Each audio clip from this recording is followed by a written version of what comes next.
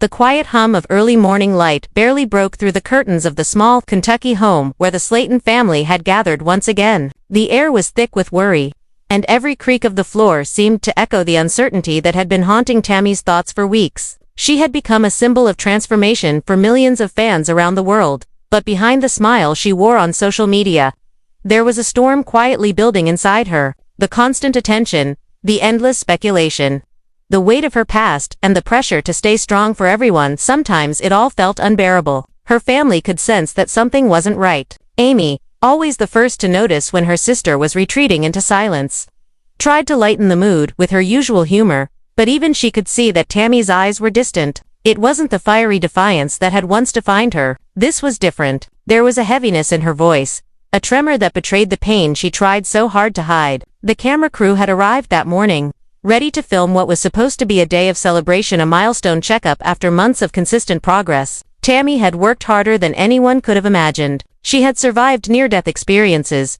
faced public criticism, and defied medical odds. But as she sat quietly in her wheelchair, staring at her reflection in the mirror, she whispered something under her breath that the microphones barely caught. What if it's not enough? That single question seemed to hang in the air. Her sister Amanda paused, mid-conversation, her usual bold confidence softening into concern. "Tammy, what's going on?" she asked gently. Tammy forced a smile, but her eyes flickered with fear. The day unfolded slowly, each moment stretching longer than the one before. At the clinic, the doctors greeted her warmly, impressed by her continued commitment. But as the examination began, a frown formed on the physician's face. He leaned closer, carefully examining a small sore that had appeared near Tammy's mouth, a spot she had dismissed as nothing more than irritation from dryness. "Tammy," he began, his voice steady but cautious, "this doesn't look like something we can ignore." Those words pierced through the fragile calm she had built around herself. Amy's hand immediately found hers, squeezing tightly. "What do you mean?" Amy asked. The doctor hesitated before explaining that the lesion could be something serious,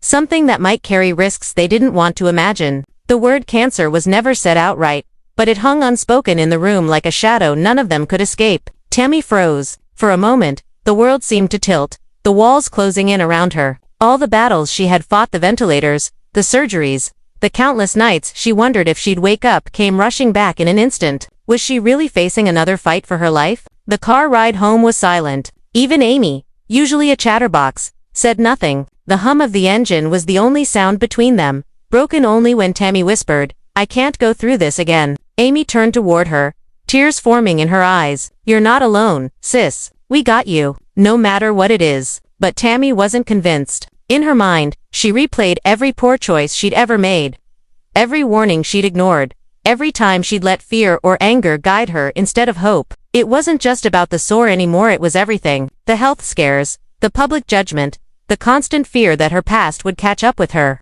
Later that night, after everyone had gone to bed, she sat quietly on her porch, the air cool against her skin. The stars looked distant, almost indifferent to her pain. She wanted to believe that everything she had endured meant something, that her story was more than a series of tragedies, strung together by fleeting moments of triumph. Her phone buzzed with messages from fans. "You inspire me. You're so strong. Keep going, Tammy." She smiled faintly, grateful but also burdened. They saw strength, but they didn't see the nights she couldn't sleep, the doubts that clawed at her whenever she looked in the mirror. She wanted to tell them the truth, that being strong doesn't mean never being scared. It means waking up each day and trying again, even when every part of you wants to give up. The next few days blurred together. The family waited anxiously for test results, trying to distract themselves with chores and laughter, but the tension was always there. Every phone ring made their hearts jump. Every knock on the door sent waves of dread through the room. Tammy's mind wandered to her fans again, how they had watched her at her worst, prayed for her recovery, celebrated her victories. She thought about how she had once been the woman everyone doubted, the one who was never supposed to make it this far. And now, here she was, stronger but still fragile, caught between survival and fear. When the doctor finally called, Amy answered on speaker so everyone could hear. The voice on the other end was calm, professional, and for a brief moment, Tammy felt a flicker of hope. But as the conversation continued, her breathing grew shallow. The doctor explained that while they hadn't found definitive signs of cancer, the cells were abnormal, something that needed to be monitored closely and treated immediately to prevent it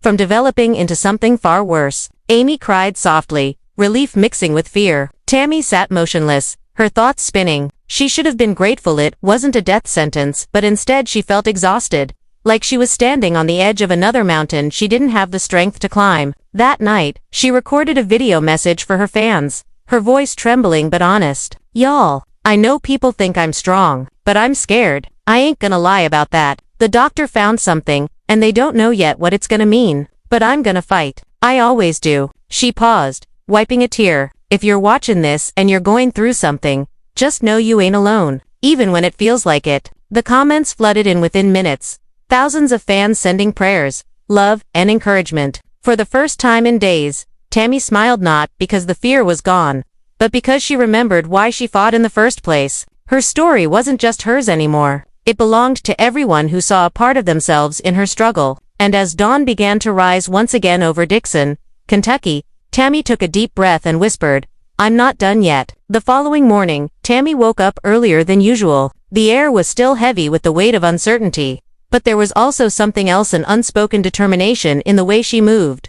A quiet resolve that seemed to hum beneath her skin. She sat at the edge of her bed for a long moment, listening to the soft ticking of the clock on her nightstand. Every second that passed felt like a reminder that time didn't stop for anyone, not even for her. She looked over at her reflection in the small mirror by the window. The sore near her mouth still looked angry, raw, and painful, but it was the expression in her eyes that truly broke her heart. There was exhaustion there, but also defiance, the kind of strength that only comes from surviving battles most people can't even imagine. Amy knocked on her door softly before poking her head in. "You okay, sis?" she asked in that tender voice she used when she didn't want to push too hard. Tammy gave a little shrug. "I'm breathin', that's something." It was the kind of half-joke she used to protect herself, but Amy didn't laugh. She came in, sat beside her, and wrapped her arm around her shoulders. "You're gonna get through this. You always do." Tammy leaned into the hug but didn't speak. She wanted to believe it. She really did. But the truth was, she was tired of hospitals,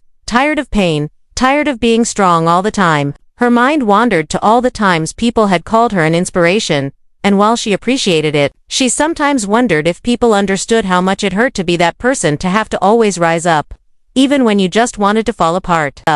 Even when you just wanted to fall apart. Later that day, Amanda stopped by with lunch. She brought fried chicken, mashed potatoes, and sweet tea, their comfort meal. The one thing that could always bring the sisters together. But when she set the food down, she frowned. "You barely touched your plate," Amanda said, eyeing Tammy. "You sick or something?" Tammy sighed, fiddling with her fork. "Just don't feel right, Mandy. Don't taste the same." Amanda's tough exterior softened instantly. "You scared, huh?" she asked quietly. Tammy didn't answer, but she didn't need to. Amanda nodded and placed her hand over her sister's. "Ain't nothin' gonna happen to you? You hear me? We done been through too much. We ain't going back there." Her words were firm, but the fear in her eyes betrayed her own uncertainty. The truth was, the whole family was scared. They had watched Tammy come back from the brink before, when doctors had said she might not survive the night. When her lungs had failed, when she'd been put on life support, they'd fought alongside her through every relapse, every heartbreak, every setback. But this was different. This time, it wasn't about weight or breathing machines. It was something invisible, something unpredictable. That evening, the family gathered in the living room. Chris joined via video call, his face filling the screen from his living room. "Y'all actin' like she dying tomorrow," he joked, trying to cut the tension. But when Tammy didn't laugh, he quickly added, "Hey, you're tougher than this, sis. Remember when they said I wouldn't make it through surgery? Look at me now." Amy nodded. "Yeah, but this is different, Chris. She's scared. We all are." Chris looked at Tammy through the screen and said quietly, "You gotta believe that your story ain't done yet. We all got something chasing us, but you can't stop running now. Not after all you've been through." Tammy blinked back tears. The love in her family's eyes was enough to make her chest ache. She didn't always know how to show it, but they were the reason she was still here. Every time she'd fallen, they had been there to lift her up, even when they were exhausted themselves. The next day, she had a follow-up appointment at the clinic. The doctor, a middle-aged man with kind eyes and a calm voice, explained that the biopsy results were still pending, but that early signs suggested it could be a precancerous condition triggered by years of stress, poor nutrition, and dehydration. "It's not definitive," he said, "but it's something we have to take very seriously." Tammy nodded slowly, her hands trembling slightly in her lap. "So, what do I do?" For now, we'll start treatment to prevent infection and reduce irritation. And I want you to come in every 2 weeks for observation. No skipping visits. No excuses. I won't, she whispered. Amy, sitting beside her, asked the question Tammy couldn't bring herself to say out loud. Doctor, is this life-threatening? He hesitated. It could be, if untreated, but we caught it early. That's the good news. Those words, if untreated, echoed in Tammy's mind long after they left the clinic. She had heard similar things before. Doctors had said things like if you don't lose weight or if you don't change your habits. But this time, it hit differently. It wasn't just about her anymore, it was about everything she had built. Her fans, her family, her second chance at life. On the drive home, Amy tried to distract her with stories about her kids. Gage started saying new words, she said, smiling. He called me Mama Goof yesterday. Tammy chuckled softly, grateful for the distraction. But when the laughter faded, she looked out the window and whispered, what if I don't make it to see him grow up? Amy's heart sank. Don't say that, Tam. I'm serious, Amy. What if this is it? What if this is my last fight? Amy reached over and squeezed her hand. Then we fight it together. Like always. When they got home, Tammy went straight to her room. She sat on her bed and scrolled through her phone, reading messages from fans who still didn't know what was going on. You look amazing. One comment said, keep pushing, girl, said another. She wanted to respond, to tell them how scared she was, but she didn't want pity. She wanted strength. That night, she opened her camera again and began recording another video. Her voice was shaky at first, but she steadied it. Hey y'all, it's Tammy. I just wanted to say thank you for all the love. I've been going through a little something health-wise, but I'm holding strong. I know God got me. I just wanted to remind y'all that no matter how far you've come, life can still test you, but you can't give up. Not ever. She paused for a moment, staring into the lens. I used to think being strong meant not crying, but now I know, being strong just means keeping going even when you do. When she finished, she uploaded the video and turned off her phone. The silence that followed was almost peaceful. Days turned into weeks, and as her treatment began, Tammy started to feel a bit stronger. The sore began to heal slowly, and the doctor was optimistic, but emotionally, she was still fragile. Some nights, she woke up sweating, convinced she was dying. Other nights, she dreamed of her old self, to Tammy from years ago, trapped in that hospital bed, struggling to breathe. Those memories never truly left her. They lived deep inside her, like scars that refused to fade. One night, Amanda stayed over. The two sisters sat outside under the porch light, talking quietly. You remember that time you said you'd never make it to Amanda said. Tammy laughed weakly. Yeah, I said a lot of dumb stuff. Yeah, but you proved yourself wrong. You're here. You're fine. You're doing good. Don't let this mess take that away from you. Tammy smiled, tears in her eyes. You ever get tired of being strong all the time? She asked softly. Amanda looked out into the darkness and nodded. Every damn day. But I keep going 'cause if I stop, who's gonna keep you in line? They both laughed a deep, genuine laugh that carried through the night air. For a few moments, the fear faded, replaced by the warmth of sisterhood that had carried them through everything. But the peace didn't last long. 2 days later, the doctor called again. The follow-up tests showed that the sore hadn't healed as expected, and he wanted to run more scans to rule out the possibility of underlying complications. Tammy's stomach dropped. She had been doing everything right following the treatment, taking her medication, eating better, and yet, the problem persisted. When she told her family, Amy's face went pale. Maybe it's just taking longer to heal, she said quickly, trying to stay optimistic. But Tammy could hear the doubt in her voice. That night, Tammy cried quietly in her room. She thought about all the pain she had endured. Every tube, every scar, every breath that once came with a machine's help. She had fought her way out of the darkness once before, and now it felt like she was being dragged back in. But even through the tears, she whispered to herself, not this time. I'm not going down easy. As the days went on, her spirit began to shift again. She started journaling, writing down her fears, her memories, and her dreams. She wrote about wanting to travel, about wanting to see the ocean, about wanting to dance again without feeling pain. For the first time, she wasn't writing to escape, she was writing to heal. Her family noticed the change. Amy told the producers that Tammy seemed calmer, more centered. Even Amanda said, she's got that fight in her eyes again. And they were right. Tammy was learning something she never understood before, that strength isn't about never falling. It's about rising up, even when you're bruised, tired, and scared out of your mind. Weeks later, she got another call from her doctor. The results this time were better, still not perfect, but showing signs of real healing. Tammy cried, tears of relief. She felt like she could finally breathe again. "Thank you,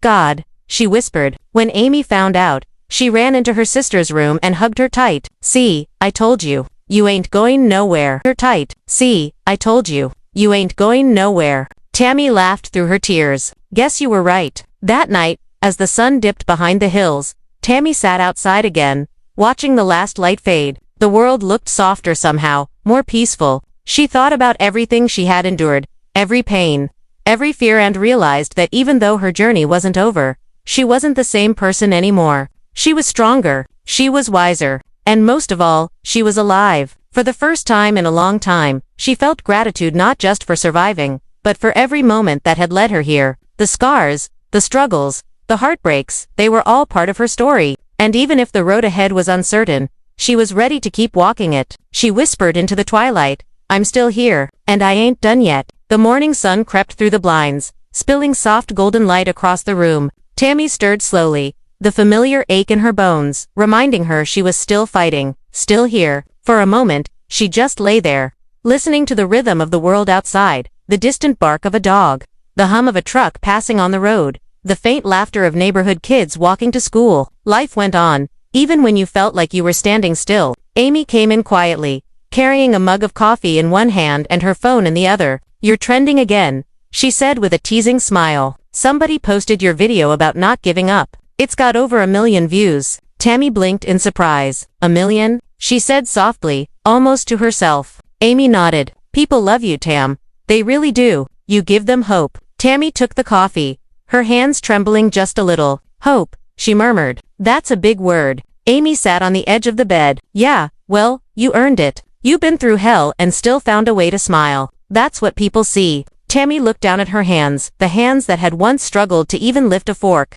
the hands that now held her life together one fragile piece at a time. "I just don't want folks thinking I'm some kind of hero," she said quietly. "I'm just trying to make it through the day like everyone else." Amy nodded, understanding completely. "Maybe that's what makes you one." Later that day, Amanda stopped by again, as she always did on Fridays. Her energy filled the room before she even spoke. "All right," she announced, setting down 2 paper bags on the kitchen counter.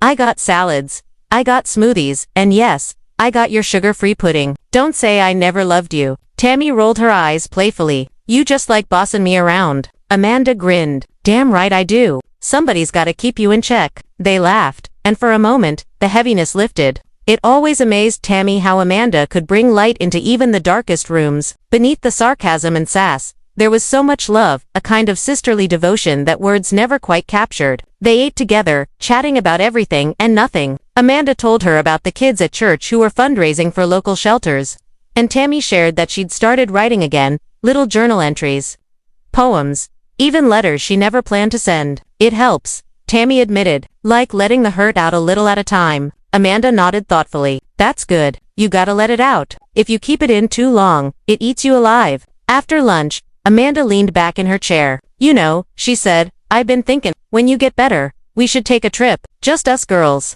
Somewhere quiet, maybe the mountains or the beach. No cameras, no doctors, no pressure." Tammy smiled wistfully. "That sounds nice. You think we could really do that?" "Hell yeah," Amanda said. "We've done harder things." The idea lingered in Tammy's mind long after Amanda left. That night, as she sat outside watching fireflies blink against the dark sky, she imagined herself walking along a quiet shore, the waves lapping at her feet, the wind on her face. She'd never seen the ocean in person. For years, she'd watched it on TV, wondering what it felt like, the vastness, the endless horizon, the promise of something bigger than all her pain. Maybe one day, she thought. Maybe one day soon. But the peace didn't last long. A few days later, Tammy received a call from her doctor's office. They wanted to schedule a more detailed scan, not because things were worse, but because some results were inconclusive. Still, the word scan sent her heart racing. Every appointment felt like stepping back into the unknown. Reliving all those times she'd heard bad news in cold, sterile rooms. Amy offered to drive her. "You shouldn't go alone," she insisted. Tammy didn't argue. The drive to the clinic was quiet, filled with the kind of silence that only comes when words feel too small. When they arrived, Amy squeezed her hand. "You got this, sis? You always do." Inside, Tammy sat in the waiting room, the hum of fluorescent lights and the faint buzz of conversation around her. A nurse called her name, and as she followed down the long hallway, memories flooded back of gurneys, of machines beeping, of her mother crying beside her hospital bed. She took a deep breath and whispered a silent prayer. The procedure took longer than expected. When it was finally over, the doctor told her the same thing he'd said before, that they'd be in touch soon with results. But the uncertainty gnawed at her. She hated waiting. Waiting always felt like the hardest part. On the way home, Amy tried to lighten the mood. You know, Gage asked if Aunt Tammy could come to his school play next week. He's gonna be a little lion. Tammy smiled. A lion? Huh, guess he gets that from me. Amy laughed. Yeah, maybe. He's got that roar. When they got home, Tammy sat by the window, watching the sunset bleed across the sky. The world looked calm. But inside her chest, a storm was brewing. Fear, hope, exhaustion, all tangled together. She picked up her notebook and started to write. Sometimes I think about the girl I used to be, she wrote, the one who didn't believe she deserved love, or forgiveness, or a second chance. She was angry, lonely, scared, but she kept fighting. I owe her everything. She closed the notebook and let out a shaky breath. For all the pain, she realized, there was also beauty in survival, in healing, in the way her family refused to give up on her even when she had given up on herself. A few nights later, Amanda invited everyone over for dinner. It was simple, baked chicken, vegetables, and cornbread, but it felt like a celebration. They laughed, told stories, and teased each other like old times. Chris made everyone howl with a ridiculous impersonation of Tammy from her early episodes. Y'all, I ain't moving. He mimicked in her old tone, and everyone burst out laughing, including Tammy herself. For a while, it felt like the old days before fame, before illness, before fear had crept into every corner of their lives. They were just a family again, messy and loud and full of love. After dinner, Amanda pulled Tammy aside. You doing okay? She asked softly. Tammy hesitated, then nodded. Better than before. Amanda smiled. That's all that matters. When Tammy got home that night, she found hundreds of messages on her social media. Fans from around the world were sharing their own stories of illness, recovery, heartbreak, hope. Reading them made her cry. For so long, she'd thought her story was just about survival. But now she saw that it was about connection too, about how one person's fight could give another person courage. Days passed. The call from the doctor finally came. Tammy sat on her bed, phone pressed to her ear, her heart pounding so hard she could barely hear. The doctor's voice was calm, measured. Tammy, the latest scans look promising. The sore is healing well. We don't see any signs of malignancy. For a moment, she couldn't breathe. You mean, I'm okay, she whispered. The doctor chuckled softly. You're more than okay. Tammy, you're getting better. Tears streamed down her face as she hung up the phone. She sat there in stunned silence, the words echoing in her mind. You're getting better. In silence, the words echoing in her mind. You're getting better. She called Amy first. I'm okay, she said, her voice breaking. They said I'm okay. Amy screamed with joy on the other end. I told you, Tam. I told you. The family gathered that evening, bringing balloons and laughter. Even their brother Chris brought over a cake that said stronger than ever. Tammy laughed through her tears as Amanda hugged her tight. Told you we weren't losing another one, Amanda whispered. That night, after everyone had gone home, Tammy sat alone on the porch again. The air was cool, and the sky was full of stars. She looked up and whispered, thank you. She thought about everything that had brought her here, the pain, the fear, the laughter, the love, and realized that every piece of it mattered. The illness had terrified her, but it had also reminded her what truly mattered: family, faith, and the unshakable will to keep moving forward. Over the next few weeks, Tammy began to regain her energy. She walked more, smiled more, even started filming again. But something had changed. Her videos weren't just about weight loss anymore. They were about life, about finding peace in the small things, about being kind to yourself, about loving the people who never gave up on you. One video in particular went viral. In it, Tammy sat on her porch, sunlight on her face, her voice calm and strong. People always ask me how I keep going, she said.